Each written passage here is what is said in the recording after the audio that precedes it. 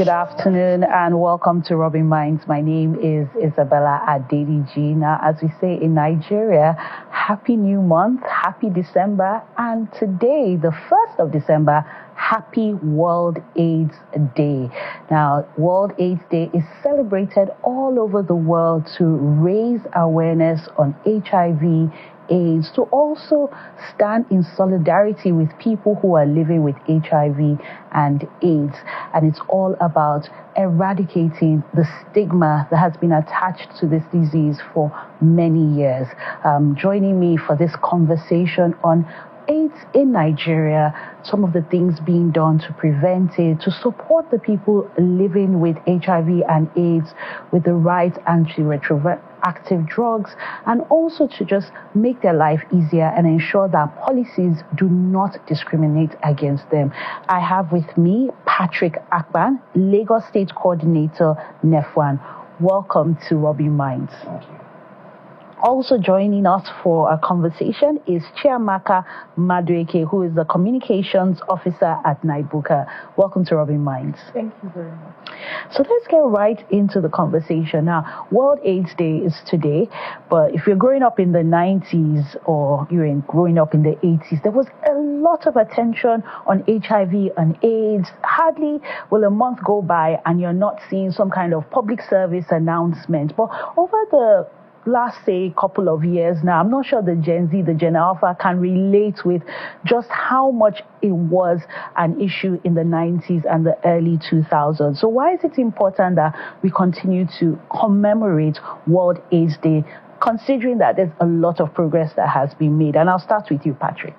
Yes, it's true that the way it was in the 90s is not exactly what is happening now.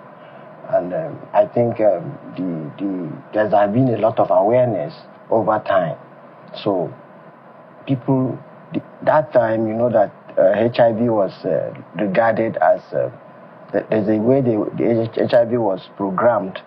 If you look at the logo of HIV, it was skull and bone, if you remember. And at that time, people were so afraid, so the news was everywhere. If everybody give them bad names. Like in my own tribe, we have a very bad name, 8 days, that in 8 days somebody will just die. So 8 days? Yes, that in 8 days, somebody will die of AIDS. So it was like a death sentence? Yes, so you can imagine, so everybody was so afraid. It was something that people have to talk about at all times. But now, there is antiretroviral drugs where people take and live a normal life. You cannot identify somebody who has HIV except except you run a test. Yes. I know they say HIV no they show for face. Yeah. But for a lot of people, like you said, in the 90s, it was a death sentence. And the stigma was very prevalent. Yeah. Now, like with the antiretroviral drugs available, you can see someone healthy goes on to get married, have a family, and not pass on the virus. What would you say has been responsible for this progress over the years? So over the year, what has been responsible is the effort has increased. Like you said, the drugs that have been made available, a lot of awareness. But despite the awareness, there is still a whole lot of work to be done because we have government efforts. There's also private sector efforts, also international organizations that are supporting the fight against HIV and AIDS. So there are a whole lot of efforts that have been going into ensuring that progress against sustainable progress against for the fight against HIV and AIDS is increased. So this has majorly been responsible for this increased progress of awareness. People who have HIV and AIDS being given opportunity to have access to treatment. So this has largely been responsible for the progress being made. Okay, I would like to build upon that when you say access to treatment.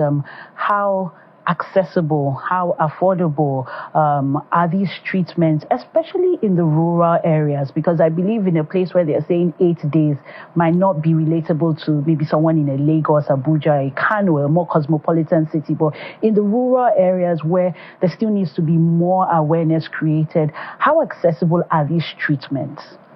Yes, for the treatment, it's accessible.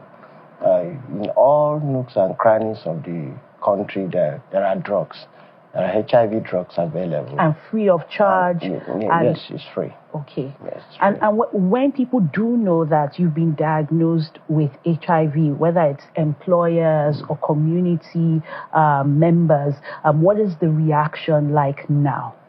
Yes, there are so different reactions. There are some organizations that are still don't want to employ people living with HIV. We have cases of people being dropped from their work because they tested them and they are HIV positive. So before now, I mean, currently in Nigeria, there is a law that prohibits people from sacking people from work because of HIV, somebody's HIV status. But some organizations are still doing it. Some organizations are still, and I think it's more of ignorance. So that means there still needs to be awareness. Yes. I want to move on to you, Chiamaka, because a lot of times when we see organizations, it's like private sector, that they ensure that you do these tests, or maybe the churches, before you get married, you have to do these tests. When there's so much medication available, where there are studies showing people living full and healthy lives, do you think government needs to come to a place where they're not even having those tests in place so that people are not discriminated against once their results come out positive?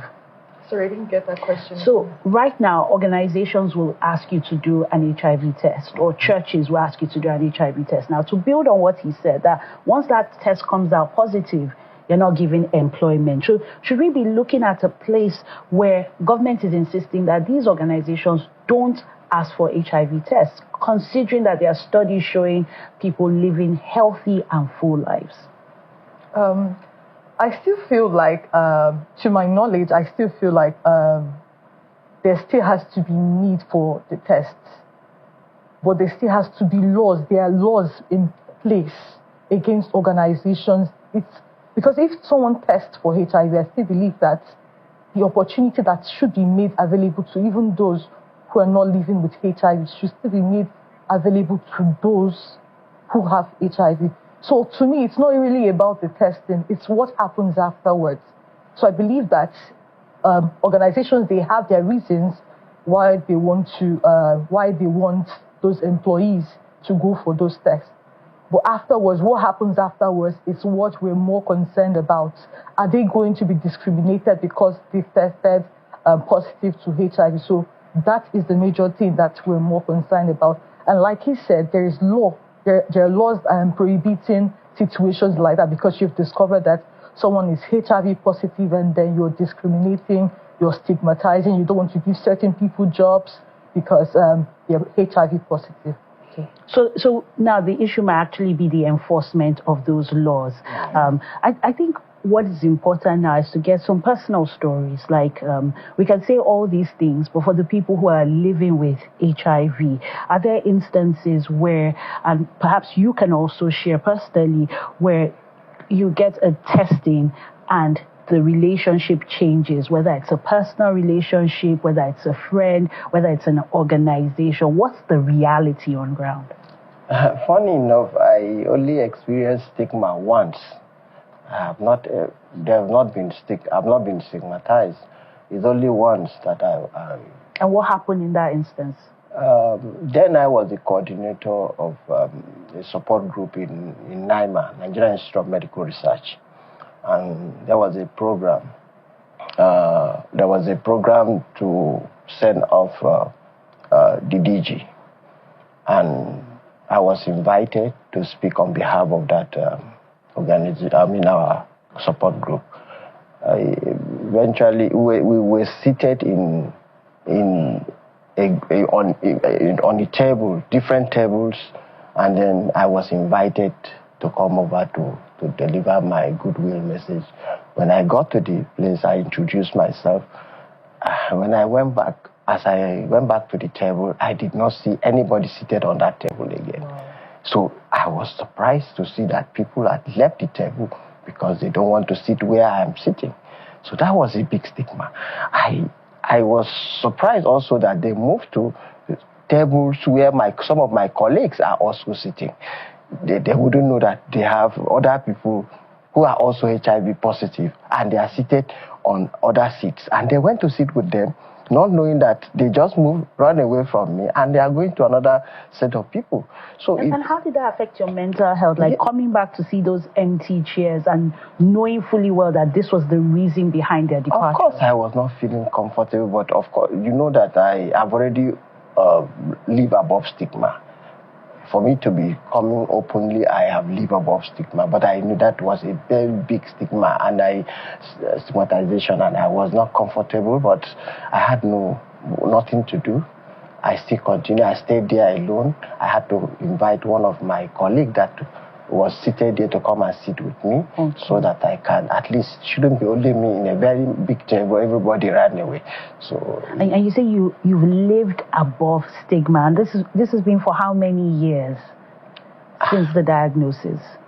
About 20 years now. 20 years. Yes. And I'm sure if you don't even tell people, they won't even know that you're living with HIV, because that skull and bones is not applicable. No longer there. So I'm going to move to you, Chiamaka, and it's to look at how private sector can rally around people living with HIV and AIDS. And it's not just about the stigma, but also providing the necessary support. He spoke about his mental health, and that can be very, it can be very discouraging, and might even prevent people from speaking up. Like, if I had not said this was what I was going through, probably you all be seated on the table. Okay. So how the private sector can come in is that, first things first, is that there's an issue ongoing. I'll say it's an issue kind of, HIV doesn't seem to be much of an issue right now, the way private sector organizations look at it. So a whole lot of them are shifting focus, but there is still work to be done in the fight against HIV. Probably because of their other pressing, to them they feel like there are other pressing social issues that they should move their focus to. But that is not the case. In order to keep the fight against HIV, there has to be more concerted efforts to ensure that the progress has to be kept. And that is the more reason why private organizations need to ensure that they come together. First things first, the issue of discrimination. How can they support people living with HIV? First things first is that they have people living with HIV, but some of these organizations, like we said earlier, do not want to employ them. There's stigmatization. So there has to be, much awareness created in private sectors, first of all, that these people living with HIV, most of them we have a whole lot of them that are very intelligent. They are just like every one of us. Sometimes the people living with HIV might be fit to do certain jobs, but because they are positive, they are stigmatized. They are not given that opportunity to do what they know how to do best. Aside from that, where the private sector also needs to come in is that there's still work to be done. There's still need for diverse communities to be tested for HIV. A whole lot of people, there are some communities that sometimes when we go to certain communities, I've received a call before, someone telling me that in his entire life, in a particular community, that they have never been tested. So these are situations that are on ground. And also with the people living with HIV, sometimes when they have access to ART, that's antiretroviral therapy, there's still the issue of nutrition. Some of them are unable to take their drugs. Why? Because they do not have the means to eat. They don't have the means to eat healthy food. And in order to the antiretroviral drugs to be very effective, they need to have meals that are quite nutritious. So this is where private sector comes in.